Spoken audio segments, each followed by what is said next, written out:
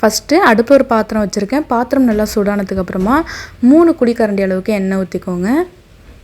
எண்ணெய் நல்லா சூடானதுக்கப்புறமா ஒரு கைப்பிடி அளவுக்கு சுண்டக்காய் வத்தல் எடுத்து அதை நல்லா வறுத்துக்கலாம்.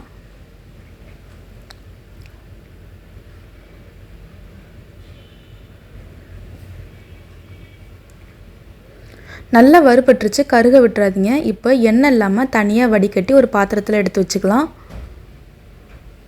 இப்போது அதே எண்ணெயில் 1/2 டீஸ்பூன் அளவுக்கு வெந்தயம் சேர்த்துக்கோங்க. வெந்தயம் நல்லா பொரிஞ்சதுக்கப்புறமா ஒரு கைப்பிடி அளவுக்கு பூண்டு எடுத்து நல்லா சாப் பண்ணிவிட்டு சேர்த்துக்கோங்க. இது கூட 2 கொத்து கருவேப்பிலையும் உருவி சேர்த்துட்டு இந்த பூண்டை இந்த எண்ணெயில் ஒரு 2 நிமிஷத்துக்கு நல்லா வதக்கி விட்டுக்கோங்க.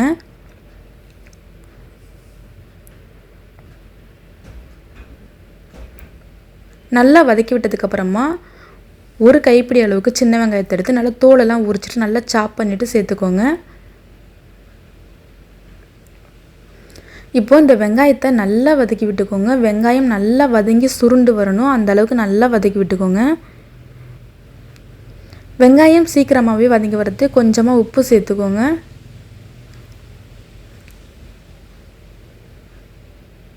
இப்போ இந்த வெங்காயத்தை நல்லா வதக்கி விட்டுக்கலாம்.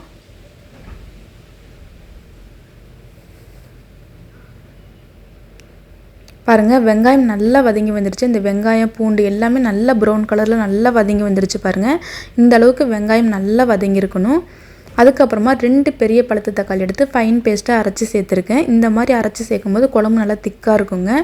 இப்போ தக்காளி பேஸ்ட்டு சேர்த்து 1 நிமிஷம் நல்லா வதக்கி விட்டுட்டு இதிலே நம்ம மசாலாத்தூளும் சேர்த்து வதக்கிக்கலாம். மசாலாத்தூள் பார்த்திங்கன்னா 3 டேபிள் ஸ்பூன் அளவுக்கு வீட்டில் அரைச்ச குழம்பு மசாலாத்தூள் சேர்த்துருக்கேன். அதுக்கப்புறமா தக்காளி அரைச்ச மிக்ஸி ஜாரில் கொஞ்சமாக தண்ணி கலந்து சேர்த்துருக்கேன். ரொம்ப தண்ணி சேர்த்துறாதீங்க, கொஞ்சமாக தண்ணி சேர்த்துட்டு இப்போ இந்த மசாலாத்தூளோட பச்சை வாசனை போகிற வரைக்கும் கொஞ்சம் நல்லா வதக்கி விட்டுக்கோங்க. நல்லா எண்ணெய் தெளிஞ்சு வரணும், அந்தளவுக்கு நல்லா வதக்கி விட்டுக்கோங்க. அடுப்பு வந்து லோ ஃப்ளேம்லேயும் மீடியம் ஃப்ளேம்லேயும் மாற்றி மாற்றி வச்சு நல்லா வதக்கி விட்டுக்கோங்க.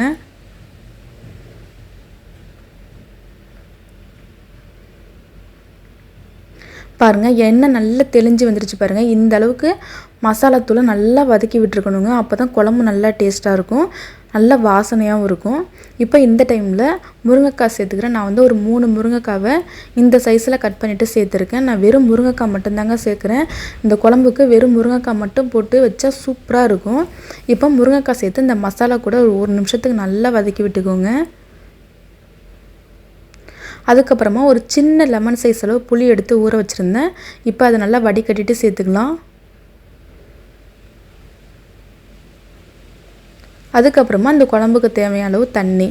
இந்த குழம்பு ரொம்பவும் திக்காக இருக்கக்கூடாது, ரொம்பவும் தண்ணியாகவும் இருக்கக்கூடாது, மீடியமாக இருக்கணும். அப்போ தாங்க குழம்பு நல்லாயிருக்கும். தண்ணி சேர்த்து உடம்பு நல்லா கலந்து விட்டுக்கோங்க.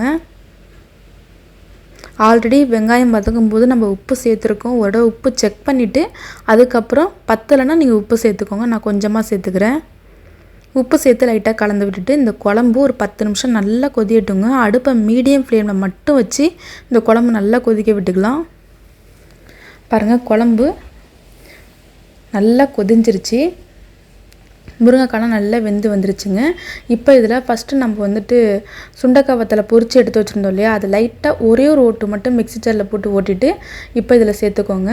அதுக்கப்புறமா ஒரு சின்ன துண்டு வெல்லம். இந்த வெல்லத்தை மறந்துடாதீங்க, இந்த வெல்லம் தாங்க குழம்புக்கு ரொம்ப டேஸ்ட்டாக இருக்கும்.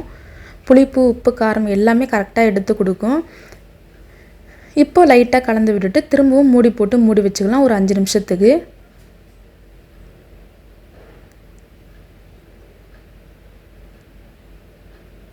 ஓப்பன் பண்ணி பார்க்கலாம். பாருங்கள், குழம்பு ரொம்பவே நல்லா கொதிஞ்சு நல்லா எண்ணெய் தெளிஞ்சு வந்துருச்சு. பாருங்கள், அவ்வளோதாங்க நம்மளோட சுவையான முருங்கைக்காய் காரக்குழம்பு சூப்பராக ரெடி ஆகிடுச்சு. ரொம்ப ரொம்ப டேஸ்ட்டாக இருக்குங்க. இந்த சுண்டைக்காய் வத்தெல்லாம் சேர்த்துக்கிறதுனால உடம்புக்கு ரொம்ப ஹெல்த்தியும் கூட. கண்டிப்பாக ட்ரை பண்ணி பாருங்கள். சில பேர் வீட்டில் வந்து சுண்டைக்காய் வத்தெல்லாம் குழந்தைங்க சாப்பிட மாட்டாங்க. இந்த மாதிரி செஞ்சு கொடுத்தீங்கன்னா சுண்டைக்காய் வத்தலோட இந்த குழம்பு வச்சு கொடுத்தீங்கன்னா ரொம்ப ரொம்ப சூப்பராக இருக்கும். கண்டிப்பாக ட்ரை பண்ணி பாருங்கள். ட்ரை பண்ணி பார்த்துட்டு எப்படி இருந்துச்சுன்னா கமெண்ட்டில் சொல்லுங்கள். தேங்க்யூ.